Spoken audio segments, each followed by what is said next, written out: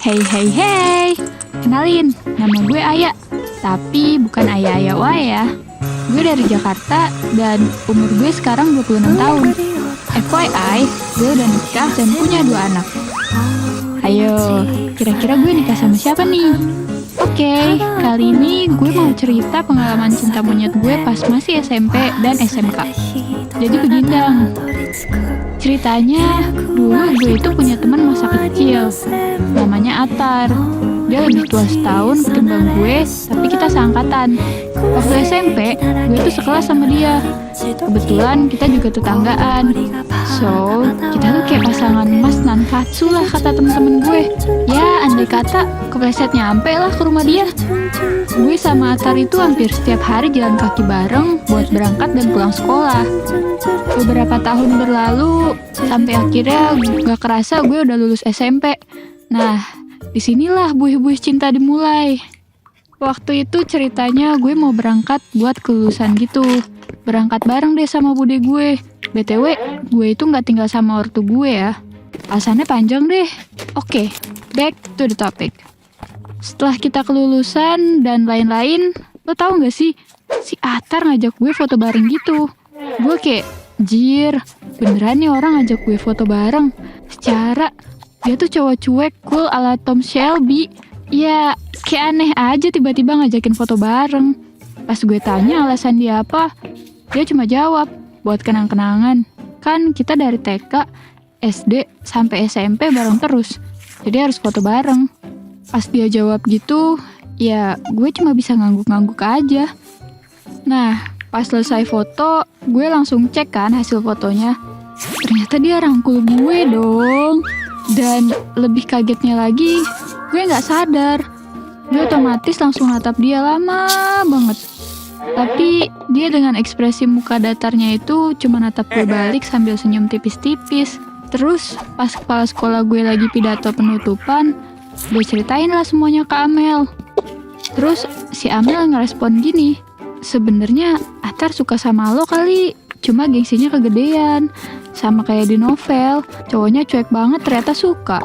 Akhirnya gue cuman ngebatin, anjir, ya kali dah. Setelah kelulusan, ternyata gue sama Atar masuk sekolah yang beda. Dia masuk SMA, dan gue masuk SMK. Tapi, ada tapinya nih. Sekolah kita itu tetanggaan. Emang kayaknya gue gak bisa banget deh pisah sama tuh orang. Cihuy. Waktu itu ceritanya gue dijemput sama El. Dia nih kakak tingkat gue yang emang dari awal mos, nih orang udah minta nomor WhatsApp gue. Tapi gue mikirnya WA itu privacy, apalagi gue sama dia baru banget kenal. Jadi gue kasih aja Instagram gue. So, awal-awal dia cuma DM gue, bilang, "Halo, ini El yang tadi." Dan cuman gue balas seadanya. Bukan karena dia jelek, sumpah, bukan. Itu ganteng, anaknya tinggi, terus anak eskul pramuka. Tapi gimana ya, gue gak suka aja. Masa tiba-tiba minta nomor WA? Kan bikin gue ilfeel. Ada yang sama gak sih kayak gue? Minimal basa-basi dulu lah baru minta nomor WA. Adeh.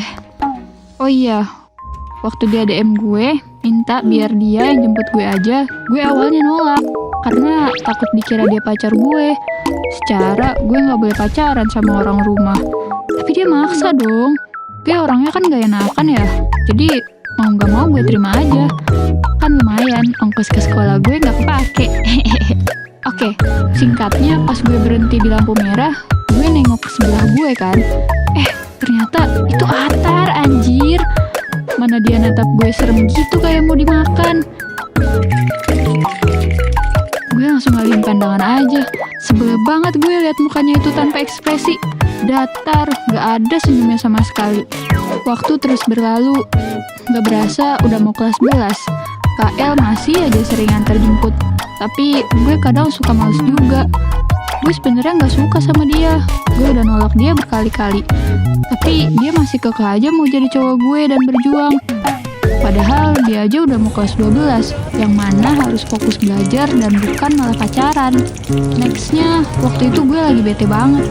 Gue gak mau pulang bareng KL, karena yang ada dia malah bikin mood gue tambah jelek. Pas itu kebetulan gue ketemu Atar lagi di depan gerbang sekolah. Dia lagi sama temennya gitu. langsung naik ke jok motor dia tanpa bilang apa-apa. Dia awalnya kaget sih, dan masih muka bingung. Dia mikir gini kali ya, ini orang apa tiba-tiba naik sini? Pantes berat. Terus pas dia baru ngomong, gue lihat KL lagi nyari-nyari orang gitu.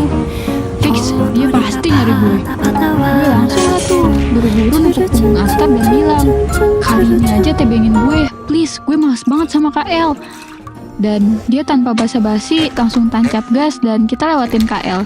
Tapi kayaknya dia nggak lihat gue sih. Nah, pas sampai depan rumah, dia langsung ngomong tanpa ditanya, lo lagi berantem ya sama si El? Gue bingung dong harus ngejawab apa. Mana aslinya gue udah gedek banget lagi sama si El dari semester 1. Akhirnya gue cuma bilang gini ke Atar, enggak. Dan dia cuma oh aja. Terus dia bilang lagi, besok sama gue aja kalau lo mau. Gue diem aja di situ kayak kue dingin. Dan dia cuma senyum terus pergi. Gue bingung dong, apaan ini maksudnya? Besok paginya KL langsung nyedang gue. Gue sih nggak takut ya, cuman kayak agak deg-degan aja. Secara nih, KL lebih tinggi dari gue. Tinggi dia tuh setinggi harapan ortu gue lah kira-kira. KL dengan muka kalem bilang, kamu suka sama Atar ya? Terus entah kenapa gue langsung jawab, iya, aku suka sama Atar, bukan sama KL. Sumpah kak, aku udah capek terus-terusan dikejar sama kakak. Abis bilang gitu, gue langsung pergi ninggalin KL sendirian di lapangan. Intinya, setelah kejadian itu, KL bener-bener gak pernah lagi ngajak gue pulang bareng atau bahkan sekedar nasgor. Negor maksudnya, sorry. Sekalinya ketemu, ya kayak senyum terpaksa aja tanpa sapaan. Hampir tiap hari, gue selalu berangkat dan pulang bareng Atar. Sampai di mana waktu itu gue dapet kabar kalau KL kecelakaan dan meninggal di tempat. Gue setelah dengar kabar itu nangis kenceng-kencengnya. Kayak apa ya rasanya? Hancur deh perasaan gue. Anjir, gue nyesel bilang kata-kata yang bikin dia sakit hati. Gue mau minta maaf, tapi semuanya udah terlambat. Intinya setelah gue dapet kabar itu, gue langsung ninggalin pelajaran fisika, padahal saat itu lagi ada ulangan. Dan gue langsung ke rumah sakit detik itu juga bareng temen-temennya KL. Hati gue saat itu hancur banget. Masih gak nyangka KL meninggal.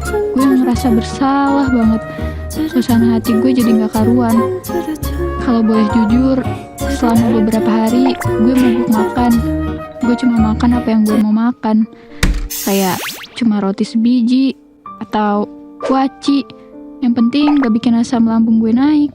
Terus mungkin aja orang rumah ngasih tahu ke Atar kalau gue mogok makan.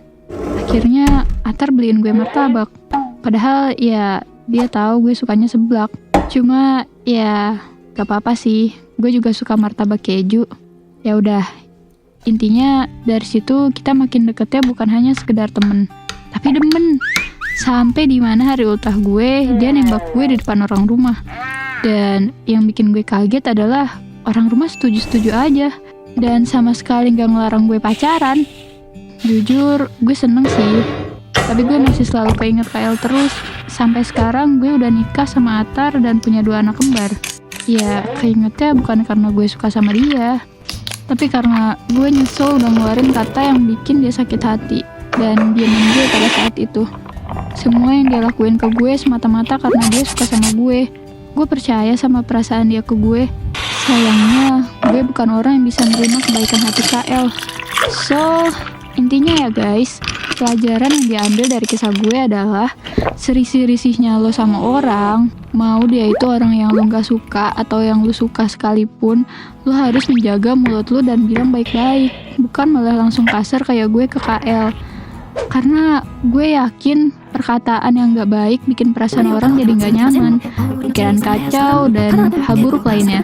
Penyesalan emang selalu datang terakhir guys.